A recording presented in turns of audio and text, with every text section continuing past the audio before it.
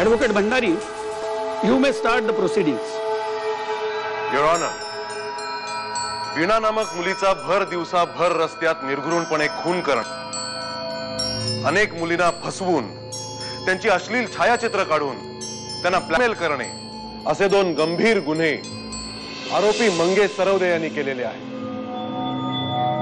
म्हणून गुन्हेगार Mangesh Sarvade. Objection your honour. Mangesh Sarvade हे माझे अशील आहेत आणि माझ्या वकील मित्रांनी त्यांच्यावर लावलेले हे अजून सिद्ध व्हायचे.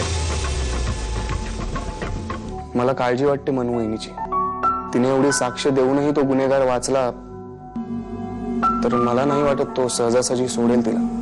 अशा गोष्टी फक्त फिल्म्स मध्ये, रिअल लाईफ मध्ये नाही. आणि मनू बहिणीला त्रास देण्याची कोणाची हिंमत होईल का?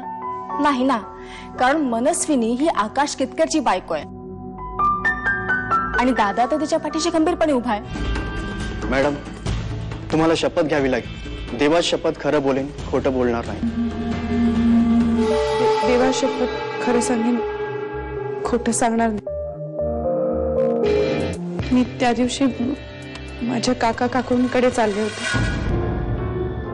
मी रिक्षाने चालले होते.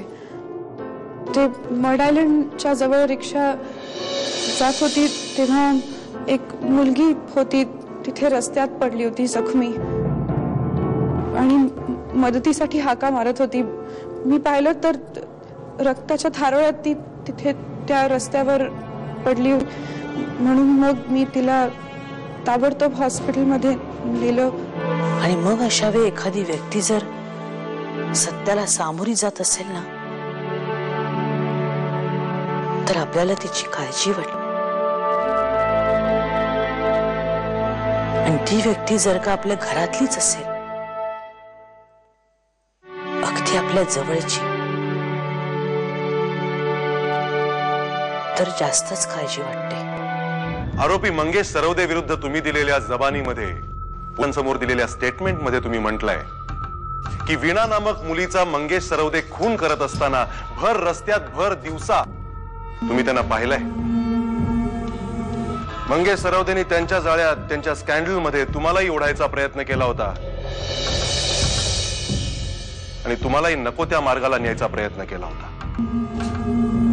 मूळचे साड्यांचे व्यापारी असलेले आमचे मंगेश सरवदे हे अंग टाकणाऱ्या वस्त्रांची विक्री करतात.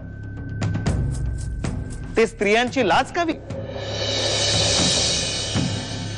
बरं, हे असं करून पैसे कमवण्याची त्यांना गरजच काय? इनफॅक्ट त्यांच्या व्यवसायातून कमवलेल्या पैशातून ते अत्यंत गरजू अशा महिलांना साडी चोळीची मदतही करतात. मी तर असं म्हणेन युअर ऑनर, मंगेश सरवदे यांची तुलना संकटाळी द्रौपदीच्या रक्षणासाठी धावणाऱ्या भगवान श्रीकृष्णाशीच करायला हवी. आणि माझं जर चुकत नसेल तर मनस्विनी केतकर यांच्या अडचणीच्या काळात मंगेश सरवदे त्यांच्या आश्रमामध्ये यांची विनामोबदला राहायची सोय करून त्यांची मदत केली. मनस्विनी आणि त्यांची दिवंगत आई यांना आसरा देऊन मंगेश सरवदेंनी त्यावेळी त्यांच्यावर उपकार केले, म्हणूनच आज इथे उभे आहेत. बोलतो हे जर खरं नसेल तर मनस्विनी केतकरांनी घेतलेल्या गीतेच्या शपथेला स्मरून मला सांगावं की हे खोटं आहे.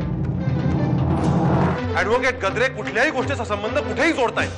आता सगळ्यात महत्वाची गोष्ट ही आहे की कुठल्याही गोष्टीचा संबंध कुठेही जोडत नाहीये.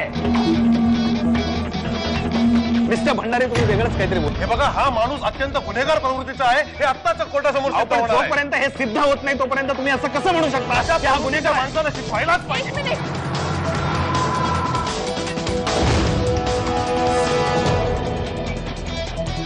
मला बोलायचंय काहीतरी.